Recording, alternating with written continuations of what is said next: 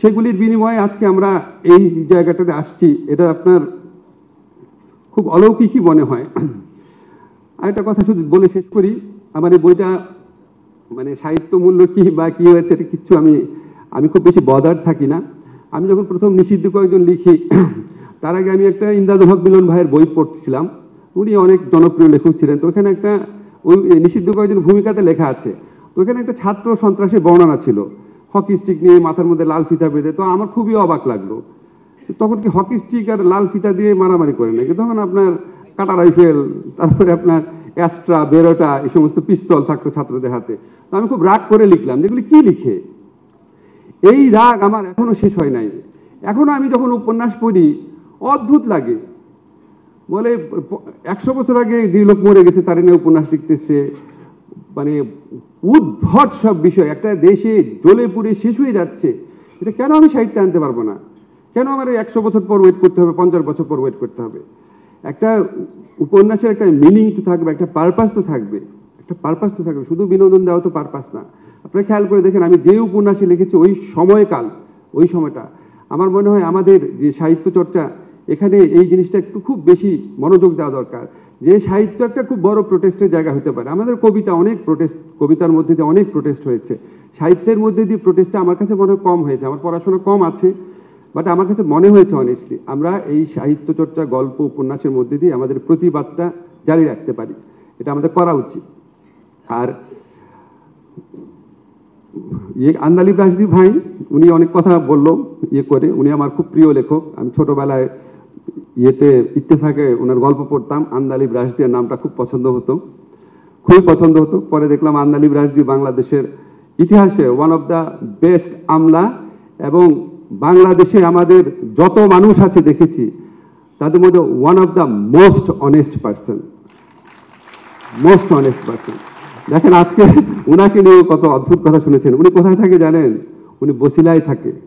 উনি বাংলাদেশ সরকারের সবচেয়ে জ্যেষ্ঠ একজন সচিব, আমি এটা বলতে বাধ্য হলাম আর কি। মানে ওনার মতো মানুষ হয় কি সব কথা বলে দেখেন। তো এটা মনে হয় কি আমরা কি ওই ট্যাগের রাজনীতি থেকে বেরোয় আসছি?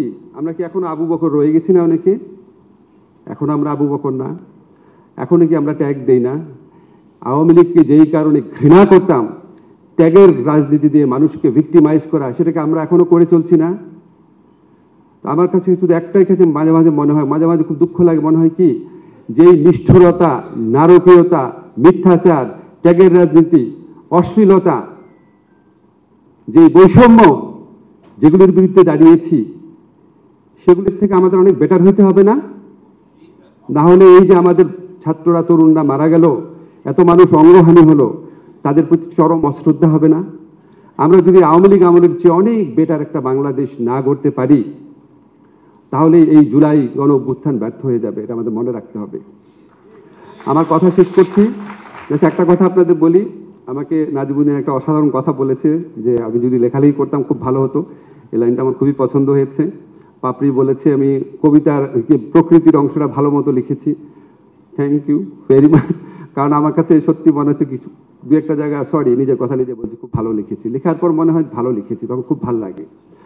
আমি আপনাদেরকে অনেস্টলি একটা কথা বলি, আমি অনেক বিচিত্র জিনিস জীবনে করেছি। অ্যাক্টিভিজম করেছি, ইউনিভার্সিটি টিচার ছিলাম, জার্নালিস্ট ছিলাম, এখন আবার সরকারি দায়িত্ব পালন করছি।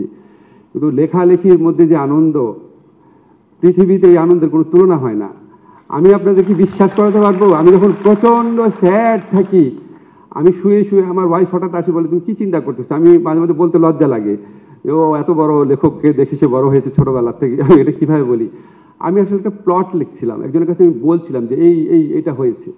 এবং যখন আমি গল্পে ঢুকতে পারি আমার অনেক দুঃখ চলে যায়, এবং মনে হয় কি যে পৃথিবীতে এর চেয়ে আনন্দময় কিছু হতে পারে না। আমাদের মানুষের জীবন কত নশ্বর, ক্ষুদ্র, ছোট্ট একটা জীবন, কিন্তু যখন আমরা লিখি আমরা কোথায় চলে যাই, আমরা কত রকম মানুষ হই, আমরা কত রকম জীবনযাপন করি। আমি জানি না, মানে একটা লেখকের যে আনন্দ, এত নাজিব